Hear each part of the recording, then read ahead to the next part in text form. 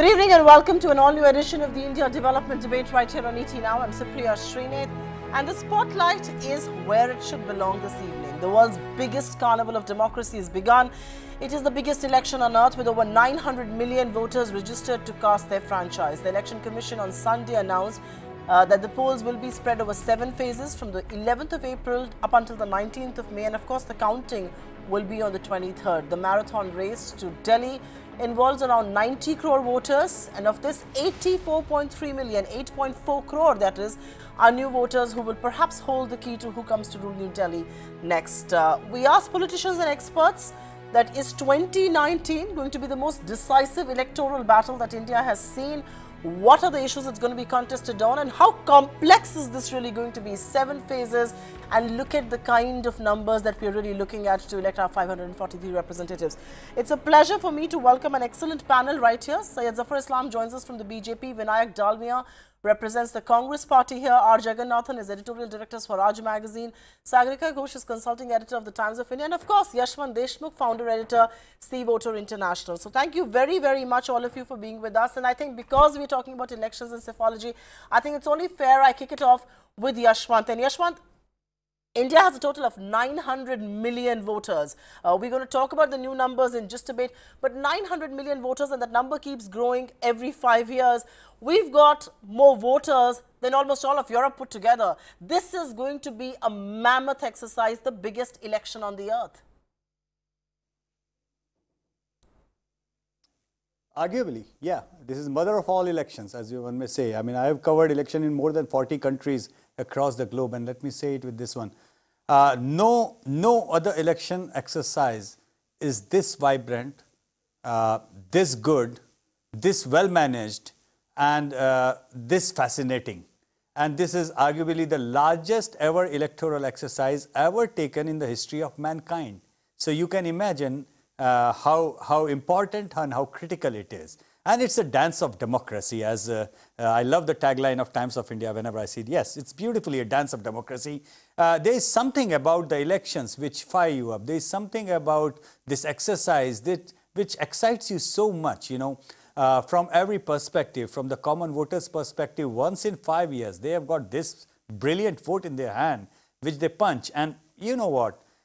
People, sometimes I do feel that, you know, we are sometimes overcritical of our systems, the way we do the things, the way our politicians do the things, the way election commission.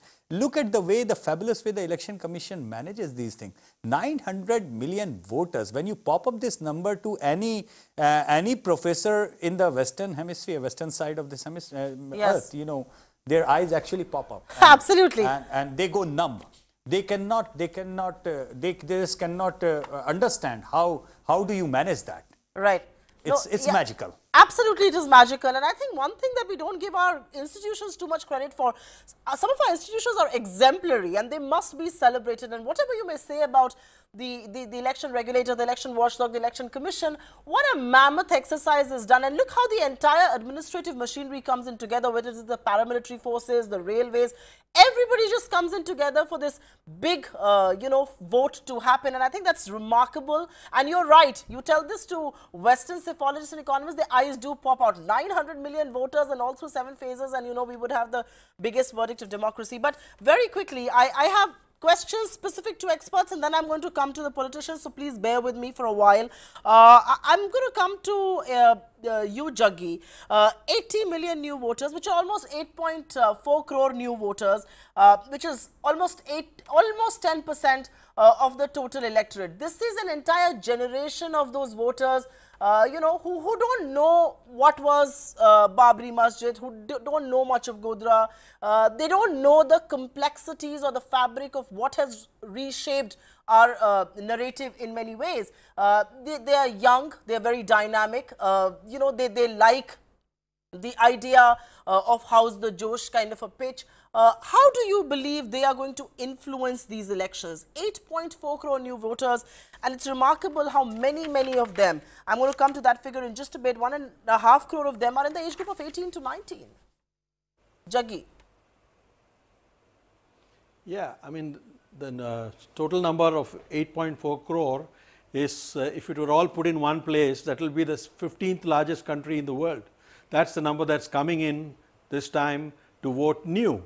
Okay. Now, this demography is, and especially the 18-19 group, even 20, which will come into the voting numbers for the first time, will actually shape the election, because this election will be won with an overall margin of about 2 to 3%, because there are two large alliances, one at the national level, which is the BJP NDA, plus the UPA and several small mini alliances in state-wise. So, each state is going to be very keenly fought, and this new demographic, which is entering the electoral thing for the first time, they will actually tilt the balance, because the people who have always voted have probably largely made up their minds on which way they are going to go. I mean, there is a lot of partisanship in India, and Indian electorate tends to vote according to caste, and those calculations are there. It is this new lot that's coming in that's going to make an overwhelming differences. We do not know how the last 5 years have shaped their political ideologies. What we do know is that there is a very high degree of unemployment in the young age group, going up to nearly 18 to 20%. Now, whether this narrative is going to shape their decision, or the more exciting things about Pulwama and the airstrikes and other things, and the subtle changes in the political ideology that the BJP has introduced, I think these factors will play a very important role in the coming elections, and we will have to see how these factors play out. It is too early to say that it's going to go one way or the other, though we do know that the BJP looks ahead, but this crucial demographic will make all the difference to the final vote. Make a difference, and they are very decisive. They are swayed by this whole Mazboot Sarkar, the new India, and let's see how they vote. But I think there's a contra question to that, and that question will be answered by the BJP in just a bit, that they were the ones who were also extremely hopeful in 2014. Those hopes have been dashed as far as jobs and everything is created. But before I go any further, I think there are controversies around this election, and let's address some of them right here. Sagarika, to you, a very complex 7-phase poll exercise, but there is criticism on account of how this has been planned. Why is Bihar and West Bengal with 42 seats in West Bengal and 40 in Bihar going through a 7-phase election, just like UP, which has 80 seats? Why on earth is Odisha and Maharashtra happening in 4 phases when you've got an equal number of seats with Andhra Pradesh going in 1? So very many questions there. And a lot of people believe the schedule is advantage BJP. Do you believe that criticism is justified? Well, there are many things about this election schedule, Supriya, that are pretty incomprehensible. It is difficult to understand why Maharashtra, which is a stable state, as you pointed out, 48 seats. There's not really any major Maoist violence or social turbulence there. Why does it require 4 phases? Why does Odisha, also a stable state, why does that require 4 phases? Why does West Bengal require 7 phases? It's not that big a state. Of course, we have to say that even in 2014, West Bengal and UP did see 7 phases and Bihar was 5 phases. But this long drawn out election schedule seems to be designed in a way that could be advantage BJP, because we know that it's going to be a test of resources, it's going to be a test of stamina, and we know that as far as the Prime Minister is concerned, Mr. Modi is an indefatigable campaigner. The BJP's resources are unmatched. Is the opposition going to be able to stand up to the resources, to the election machine of the BJP that will be deployed over all these many phases? Also, it's interesting, Supriya, that by the 23rd of April, the elections in the south pretty much come to an end. Tamil Nadu and Kerala and Andhra come to an end by the 23rd. Then the attention shifts entirely to the north and Bengal. So is it that the Prime Minister, who is of course the main campaigner of the BJP, he is going to be the USP of the BJP, is it that he is being given an opportunity to stage a presidential style campaign? Will it work that way? I'm not saying he's been given that opportunity, but will it work in a way that the Prime Minister then will have the opportunity to campaign in a presidential style across the region, because every region will be going to polls in tandem. So wherever you know, Mr. Modi is campaigning, the next constituency could be seeing voting, which happened last year, which happened in 2014 as well. He was campaigning in a place where the adjoining constituencies were voting. Yes. So is this you know, is this election schedule very encouraging to the BJP, because it gives an opportunity for the Prime Minister to have a presidential style campaign? Also, is it also an opportunity for the opposition? Because, you know, the elections end in the south by the 23rd. Mr. Modi is vulnerable south of the Vindhyas. So can they generate that momentum in the south and then carry it on to the north? So that could be an opportunity for the opposition as well. No, valid points, and I think that's an interesting point, that things get over and done with on the 23rd of April as far as the south is concerned, and all the focus comes to the cow belt, the north, you know, even Bihar, West Bengal and all of that, and how is it going to play for two sides. But let me first take the criticism head on and ask this question exactly of the BJP. Does this schedule put you on at an advantage, besides the fact that if these elections are going to be about, you know, money and machine and media and all of those things that come together, this is going to be a fairly presidential, you know, style campaign, and this puts you in an advantage because it's so you know, stretched over for so many states where you are in a vulnerable position, that the Prime Minister will be able to make a dent if he gets a chance to campaign a lot, and perhaps he's going to get that chance.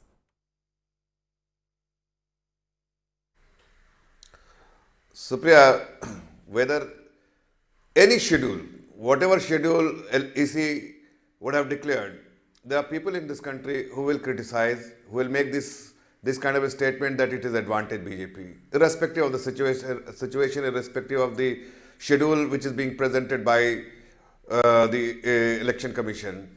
I think we shall ignore that, because it's no advantage BJP, it's no advantage Congress, it's no advantage any other political parties. It is the free and fair, what is important for us, and that is what which is being delivered by the EC is a fair election process, and that is something which is important for us. As far as the voters are concerned, they make up their mind not to, on the day of they cast their vote, they make up their mind 6 months well in advance. I would say that at least 6 months in advance, who they want to see as the Prime Minister of the country. And it is no debate in the country where people, you will see that people are in majority supporting the Honorable Prime Minister. It's not because of the incident where some people say because of the Balakot airstrike. It has nothing to do with that. It is purely because of the 5 years, what people have seen, how we have delivered, what we have delivered, how we have ensured that the marginalized section of the society and their concerns are being addressed. The poorer section of the society, their addresses are concerned. All the schemes which we have delivered to the people's expectation, and they will evaluate on the basis of our performance. So that's why our party. Syed Zafar Islam, give me a minute. I will come to issues of elections in just a bit, and please allow me to come to that. But before I go back to Yashwant Deshmukh, I have a quick question for the Congress. Do you believe this election starts with the BJP in pole position in advantage? You know, whether it is the narrative, and I'm going to discuss it issue by issue, so please don't go headlong into that. But just the schedule, just how it's planned right now, Odisha and Maharashtra in 4 phases, Andhra Pradesh and Telangana in 1 phase. I mean, you have Madhya Pradesh state polls happen in 1 day, but in the Lok Sabha, it's going into elections in 4 days. You know, this is schedule advantage BJP. And the star campaigner is going to be the Prime Minister. And a lot of people say the BJP is not just a more well-oiled political machinery than you. They're also a tad well-heeled right now in terms of money. Vinayak. As far as the schedule is concerned of the election, you know, that question is best asked to the BJP, to the government and to the Election Commission. There are, as you rightly pointed out, certain odd things about the schedule which could have been avoided. But, you know, it's better that the Election Commission answers that, including why they didn't hold elections in Jammu and Kashmir. As far as advantage or disadvantage is concerned, I beg to differ and I don't agree with you. Because if you look at the last 5 years, you will see a failing economy, you will see a failing farm sector, you will see rampant corruption, you will see rampant youth unemployment and women insecurity. And therefore, all the promises of the BJP of 2014 have not been fulfilled. If you take out a copy of their manifesto of 2014, you will see that none of them have been fulfilled, and they may have to now copy paste that in 2019 as far as poll promises are concerned. So they have dashed the hope of millions of people who voted them in. And as far as the first time voters are concerned, as you said, there are about 8.4 crore first time voters. 1.5 of them are in the age group of 18 to 25.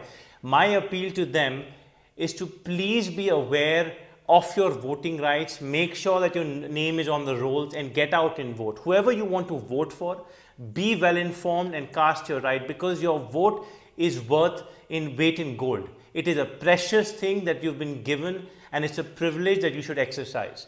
Now, the BJP believes that nation building is done through PR strategies and headline grabbing. Unfortunately, that is not true. Nation building is hard work. Nation building needs a dedicated government, which is we'll come to political bashing in just a minute. Which this government is failing. Vinayak Dalmia, give me a minute. We'll come to political bashing in just a minute.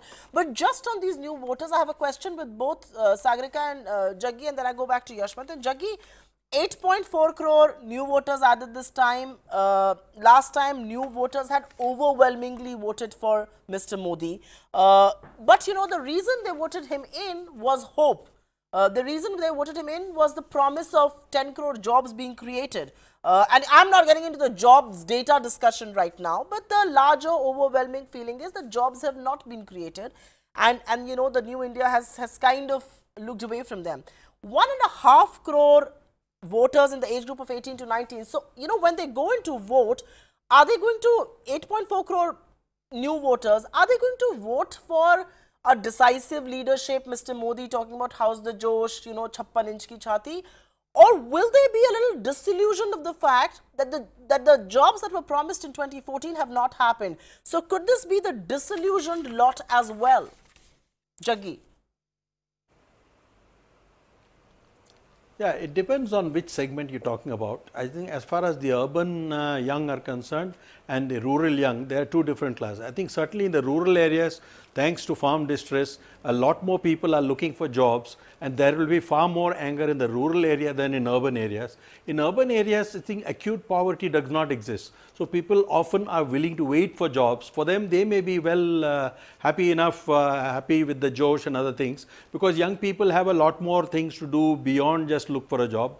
And these days, people don't mind waiting for a few months or a year for a job, because aspirationally, you are looking for a job that pays you well rather than just any jobs. Jobs are available, but they are not up to the level where urban young youth actually are willing to take them up. So it's more a wage problem than a jobs problem. So that's one part of it.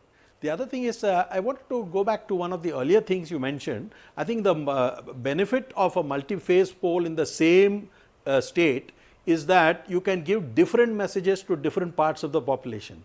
That is, let's say in Brahmaputra Valley, if you want to say one thing as opposed to the Barak Valley, then you can actually in a different phase of the poll, you can say different things to the different electorate.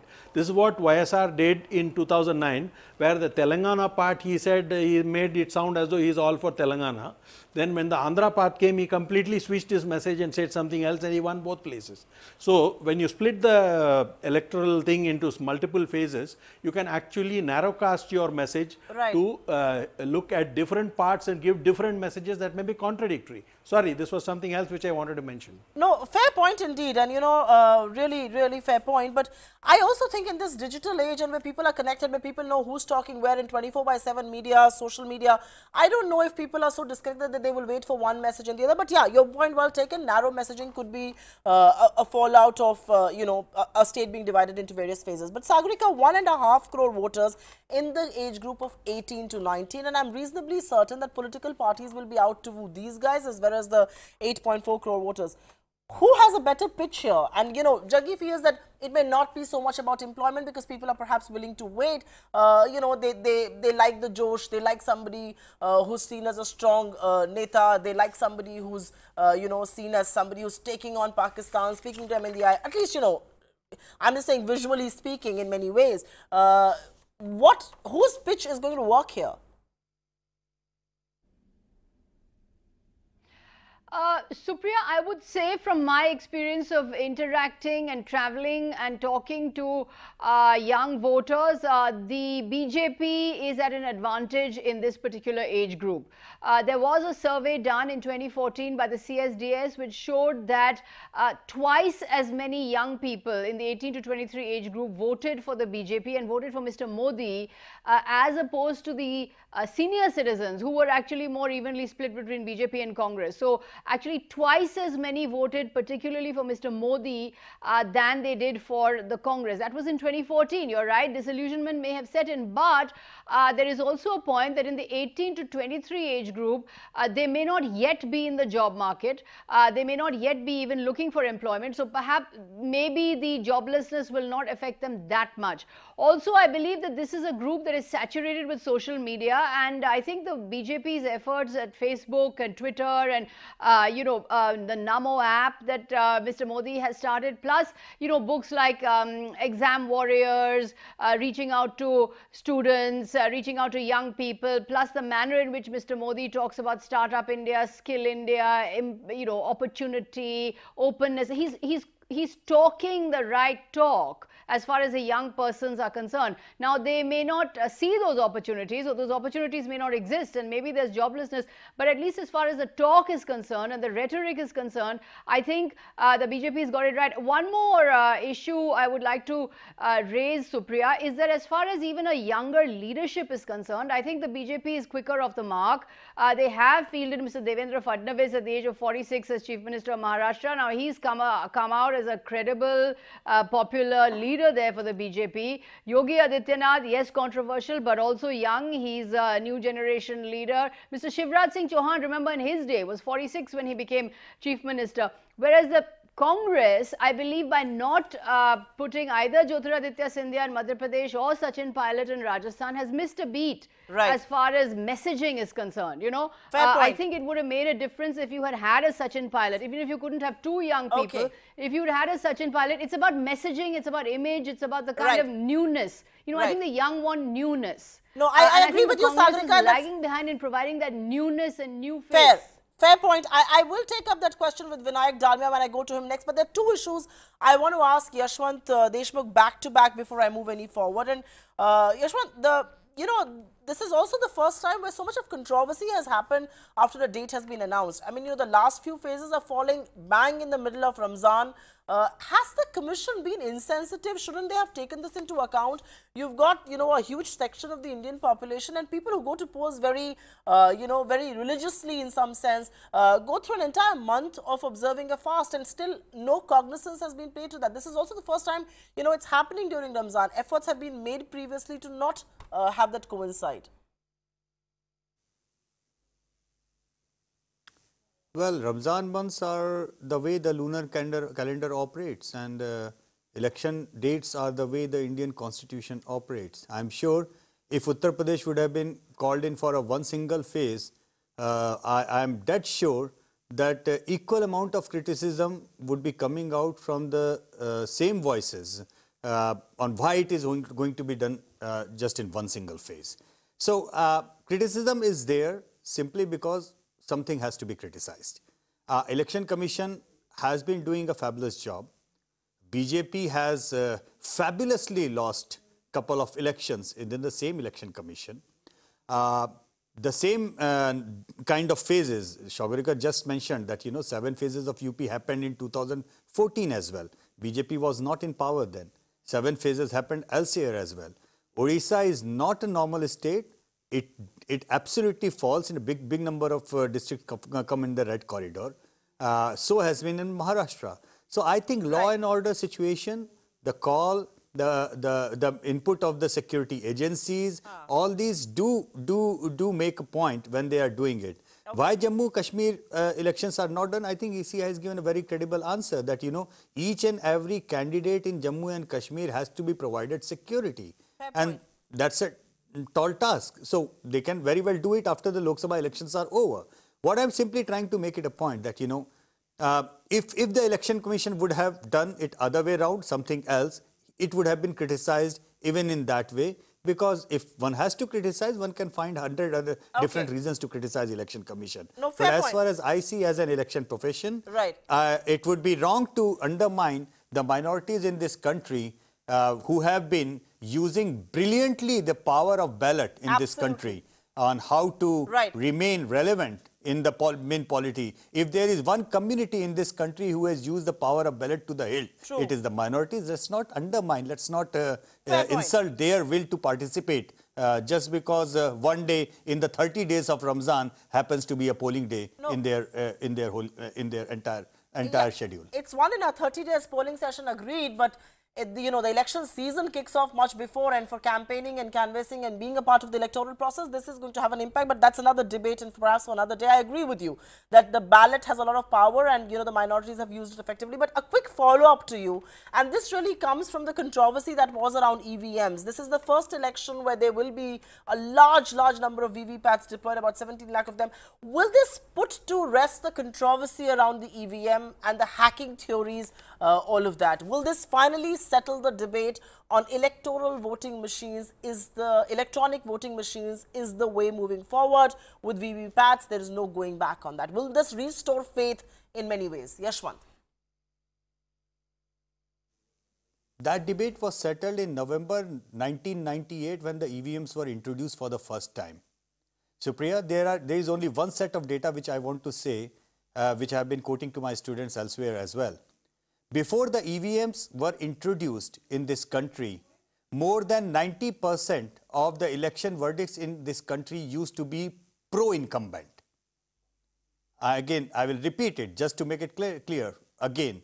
Before the EVMs were introduced in this country for 50 long years, on the paper ballot before EVM, more than 90% of the electoral verdicts used to be pro-incumbent. And ever since the EVMs have been introduced in this country, more than 90% of the election verdicts have been anti-incumbent. And we all know who screws the system, who misuses the system to remain in power. Those who are in power, they only misuse the system to remain in power. So if they were able to misuse the system, they were able to misuse the EVM, 90% of the election verdicts on the EVM would not have been anti-incumbent. I don't think there is a bigger and better data on the fairness of the EVM. Now with the 100% VVPAT, the last straw of that thing is debate is gone. You know, you cannot argue with the thing that it is 100% VVPAT, even if there is a slightest of the court case, slightest of the doubt, anybody and everybody can go to the court and ask for a recount. Yeah. No, I agree with you. I think it's a fascinating data that you're sharing with us, and it really did turn the table from, the incumbents being in pole position. Suddenly it seems to be the challenger has an advantage with EVMs. And I also feel it, in the 21st century, you can't look away from technology and talk about paper ballots and the counting going on for 4 or 5 days at length. We've gone through those days as well. But before I move any forward, I think to the BJP, I will ask this question. We are now going to talk about issues. And Zafar, what is the message and what is the issue that the BJP is going to focus on? Is it going to be nationalism? Is it going to be national security? Is this all going to be India-Pakistan? Is it going to be economic development, a report card of what you've done in 5 years? What is your poll plank going to be?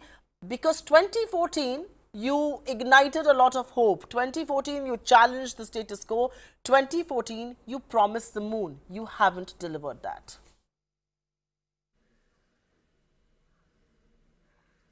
Well, Supriya, every year, after completing every year, we have gone back to the people and shows our report card. We have shown our report card, we will continue to do that. After 5 years, we will go back to the people and show our impressive performance in the last 5 years. Because you and I may not be able to feel that much, but a common man on the street feels that this government has done and delivered so many things for them. And that's why I said the marginal section of the society have also been realizing that this is the government who actually works for a poor and marginalized section of the society, unlike in the past. So we have been able to do many things for our people and for every section of the society, and we will go back to them and present our report card. And that's why our honorable party president have always been saying that today things have changed. It's a politics of performance, and then every party will be evaluated based on the performance they have been able to demonstrate and what they have delivered to the people's expectation. We are confident and absolutely confident that we have been able to deliver to people's confidence, irrespective of what the opposition party says, because that is what they will say. Because irrespective of what you deliver moon or you deliver sun, you deliver everything in the world. Yet the opposition party will have only one statement, that we have not been able to deliver. Okay. But let me tell you one thing, which is very important, since you have asked this question, that there is a debate in the country, and that debate is also a debate about the national security, and we have been able to demonstrate. Yet this time that we are capable of doing Balakot, and something which Zafar, the country had Zafar, never wait, hold on for a minute, Zafar. Zafar, you will have to hold on. No. Zafar. After 71, I'm sorry. No, Zafar, no. I will not let you use this platform. This is the first time we have One second, no, Zafar, please wait for a minute. I will not let either of you, either the Congress or the BJP, use my platform to politicize what was essentially an action by the armed forces. I do not allow that. So I'm not going to let you venture in that direction. It was not done by you. It was done by the armed forces. Let's leave it at that. I don't want the Congress and the BJP to take positions on this. That is not what we want as a nation. But since you have brought this up, I think it's only fair that I go to Sagarika and ask a more direct question. I don't want politicians talking on this. Sagarika, Abhinandan's pictures being used, it earned the EC ire. EC finally had to issue a directive saying, please don't do that. Don't politicize Balakot. Don't use pictures of our armed forces. Is the BJP making Balakot the central narrative of this election? And you know, there is a follow-up that I have that I must take with the Congress, but is the BJP doing that? Do you believe they are, you know, the accusation finds merit? You know, Supriya, the BJP says that the opposition should not politicize Balakot, that critics should not talk about Balakot, but actually it's the ruling party which is politicizing Balakot. They are the ones who actually, as you rightly point out, have photographs of Abhinandan, they have photographs of the martyrs as a backdrop to the Prime Minister's speech. The BJP party president has said that 250 were killed in Balakot, others have said that 300 were killed. It's the ruling party that is repeatedly bringing up Balakot. The Prime Minister himself has said that, you know, I have gone and hit them, and you know, we will hit them again. So the fact is, it's the ruling party, it's the Prime Minister. That is where the politicization is coming from. And what is also really troubling, Supriya, is I think 2019 is going to be India's most polarizing election, because this is the first time any kind of questioning or any kind of criticism is seen not as criticism but as anti-India and as anti-national, as a traitor, as an act of treason. You know, the international media is asking question after question, is bringing up story after story about Balakot. Now, I believe my government, I believe my Air Force, but having seen the international media reports, having seen the reports by Reuters, by AFP, by New York Times, by British newspapers, about zero casualties, about the various realities that they have seen on the ground there, why aren't we allowed to ask questions? Why is any kind of questioning or any kind of protest seen as anti-national or Deshdrohi or traitor? Now, this is very polarizing. You know, the Prime Minister tweeted that this is a festival of democracy. But how can it be a festival of democracy if ideas are being shut down? Fair point. If other ideas are not being allowed to be voiced, if some ideas are considered traitor, you know, even in 1977, Mrs. Indira Gandhi didn't call Jayaprakash Narayan a traitor. Absolutely. No, I will say this one more time, and I'm going to say this on national television. I've taken a position on this. Questioning is not treason, and political parties need to realize that we have a right to ask questions in a democracy. But, you know, talking about a democracy and talking about elections, Vinayak Dalmia, without politicizing this matter, Yashwant Deshmukh's agency gives 264 seats to the NDA, which is more than 20 seats that they have gained after the terror strike in Pulwama and whatever happened in Balakot. Do you believe, I don't want to get into what the armed forces did, but do you believe the BJP, which was seemingly on a back foot then, has... I'll come to you, Yashwant. Give me 1 minute, Yashwant, I'm coming to you. Yashwant, I'm coming to you in a minute. Just give me a minute, I'm coming to you. Okay. the right context from that perspective. From the January tracker, BJP has gained about 30 odd seats, but those gained, that particular gain is not, as per us, is not because of Balakot or surgical strike. Big number, almost 20 odd seats gain is coming purely because Shiv Sena BJP got together in Maharashtra. That is a statistical gain. 5 odd seats is gaining only because AIA, DMK and PMK and everybody has got. So there is a slight number of seats that is adding from that account. So the vote share has gone up, but our tracker is very clearly saying the seat gain is largely coming from the account of Maharashtra and Maharashtra, not because of the Pulwama or the surgical strike. Okay, so I stand corrected there. I stand corrected there. It's not on the gain of surgical strike, but one has seen that the BJP has got the control of the narrative back. And Vinayak Dalmia, do you agree with me that as far as this election is concerned, whether you like it or not, it is no longer, I know you were trying to attack the government earlier, you were perhaps also succeeding and the government was on a back foot. Suddenly it's back to nationalism, it's back to national security, it is back to, you know, strong, decisive leadership, and you are now falling into the narrative just like the BJP was about 4 months back. Vinayak. Supriya, I completely agree with you that national security has to be kept out of politics and all political parties have to take that stand. And I don't know if Zafarji has read the advisory from the Election Commission to that effect. In fact, I have actually written on the same subject. And therefore, I don't want to comment on the army and the operations of the armed forces. I do want to say that this naked and desperate attempt by the BJP to try and politicize our security operations and try and politicize our national security just betrays their failure of the last 5 years, because they have nothing to say on jobs, they have nothing to say on the economy, they have nothing to say on Make in India, on Startup India, on women's security and all the other promises that they made. They have nothing to say on na khaunga na khane dunga, because now it is khao piyo and aish karo. When the Prime Minister says bhaiyo, behno and mitro, he did nothing for the bhaiyo, he did nothing for the behno, he did something for his handful of mitro, and therefore the Rafale scam came. Therefore, a desperate attempt to hide away from that fact, those particular facts, they are trying to bring in this fake nationalism and they're trying to bring in this fake, again, narrative of a strong government.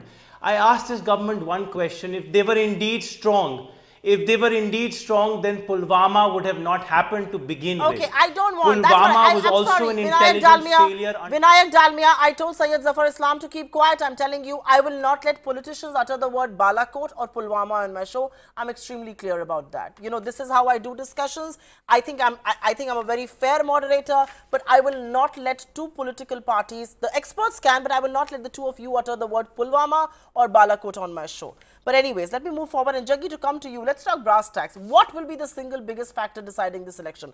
Will it be caste re-engineering? Is this going to be economic issues? Is this going to be a battle of ideology, leadership, decisive versus, you know, an amorphous bunch? What is going to eventually be the most decisive factor that will move the needle in elections 2019? Or is this eventually going to all come down about Hindustan versus Pakistan? Actually, I think 4 factors will dominate. One, on the economic side, I will say if the Congress keeps its focus on jobs, it will start having an impact. And on the farm side, both these sides, the BJP are its weak points. As far as the other side is concerned, I said the BJP will emphasize 2 very strong points, that is decisive leadership, which always works to Mr. Modi's advantage, and of course it will talk about how it's dealing very strongly with Pakistan and Balakot in that context. So these 2 factors will benefit. A third factor that BJP will also mention is that it has consistently moved the party to the left of where it was earlier, where it has talked about the poor most of the time, even though the Congress may want to say that it helped the big business and all, but that's a whole lot of bull, because that's not what has happened. Because if, businessmen are as unhappy with this government as anybody else, and in fact it is the Ujjwala, the last mile electrification, the Jan Dhan, all the cash to farmers, these are the things that are going to benefit. So I would say 3 out of 5 factors favor the BJP at this point, and if the narrative continues in that direction, they should do well. But the Congress would do well not to focus on things like Rafale and other things, which will not cut any ice, nor to say that that they are pro big business and all that. I don't think it matters to the unemployed guy whether you are pro business and all. The point is to say, am I getting a job or not whether somebody got benefited by the corner. And I think nobody wants to believe that Mr. Modi has anything to do with corruption. That is something, it's a very tough task, and I don't know why Rahul Gandhi is even trying to do that. We'll come to Rafale in just a bit, but Yashwant Deshmukh, to you, how do you believe the BJP plans to use Amit Shah's famed organizational skills to trump caste equations? And they're big ones. In UP, the coming together of Mayawati and Akhilesh Yadav is an election arithmetic that you can't deny. It is the index of opposition unity that you can't deny in a state like Uttar Pradesh. There is widespread rural distress and there is unemployment. In terms of states, Rajasthan, MP, Chhattisgarh, that magic did not work, which is why I'm asking you, can organizational skills and re-engineering trump these issues? I guess you have answered half of that in pretty much in the question, Supriya, because even after 15 years of incumbency, the Congress had to huff and puff to cross the line in Madhya Pradesh. And even after this much of anti-incumbency against the sitting CM and the state government in Rajasthan, statistically it became in a vote share tie. Then the credit only and only goes to kind of organizational machinery that Mr. Shah is running right now. So that is pretty much there. I guess apart from that, where you actually started this debate on the particularly the issues and picking up the right mix of the issues that this election is going to be worked on. In our tracker, Supriya, way back in January 2015, unemployment had become the top of the mind recall issue for the majority of the Indians. Way back in January 2015, it was on in the public domain. Since then, it has been there all along. Why exactly the Congress president chose to sidestep all the issues of the agrarian crisis, the unemployment, the economy and everything aside and went ballistic on the issue of Rafale is something which I am unable to understand. Let me be very brutally upfront about it. The issue of Rafale, issue of corruption is not sticking on the brand Modi. Brand Modi could be criticized on anything under the sun, from being anti-Muslim to being arrogant, to being undemocratic, to being dictatorial and everything that might come along while describing Mr. Modi. But one thing which doesn't associate with brand Modi is the charge of corruption. So whomsoever his advisors, their advisors are, I think they have diluted the campaign. And the more they are going to keep on campaigning on this and make this presidential, this is precisely what Mr. Modi, Mr. Amit Shah want. They want this campaign to be presidential. The only way to counter is to contest not one national election, but to contest 543 individual micro-level elections. This is where they would get in trouble. And while if they are unable to do that, if you are taking the line of making it a presidential campaign, right, Mr. Modi and Mr. Shah would be way too delighted to walk into their trap. Absolutely. They are just way too happy to it has to be. Absolutely, I agree with you. It has. If you need to trump Modi and Shah, you need to have individual duels in every state. He has to take on a Mayawati and a an Akhilesh together in Uttar Pradesh. He has to take on Naveen Patnaik in Odisha. He needs to take on Mamata in Bengal. That's how the electoral contest will have to be designed, making it a presidential sort of a contest. I agree with you. It's going to be futile and will work to the BJP's advantage. But two quick questions back to the politicians. I'll start with you, Vinayak Dalmia, because I think Yashwant and Jaggi both alluded to this point. Rafale is an issue that seems to be very emotive for the Congress party. Perhaps it's payback time for all the things that were said on Rafale. But there are two things here. A money trail has not been established. And B, have you taken stock of the fact whether it's politically working or not? Where I disagree with Yashwant is that, corruption is not a taint. It has undone some of the halo around Mr. Modi. There is no denying that. But is it an election issue? Are people willing to even consider this to vote on when they decide to cast their franchise? Are they considering Rafale, or are you really wasting a lot of your time, energy, emotion into something that may not work for you electorally? Vinayak. Supriya, no voter decides on a single issue. Every single voter decides on a host of issues. And this is undeniable that Rafale and corruption is one of those issues. You go to any village in any small town of India, from Madhya Pradesh, Rajasthan to Kashmir to the southern part, they all have this one chant, which is Chaukidar Chor Hai. And this is not from the Congress party. This is organically from the grassroots. You go to every town, every village, they keep saying Chaukidar Chor Hai. And therefore, it is wrong to say that corruption is not an issue. Corruption is always an issue. Historically, time and again, corruption has, or allegations of corruption have toppled governments. So I don't agree with that point or that strategic note, firstly. Secondly, it is again wrong to say that the Congress is only focusing on Rafale and corruption.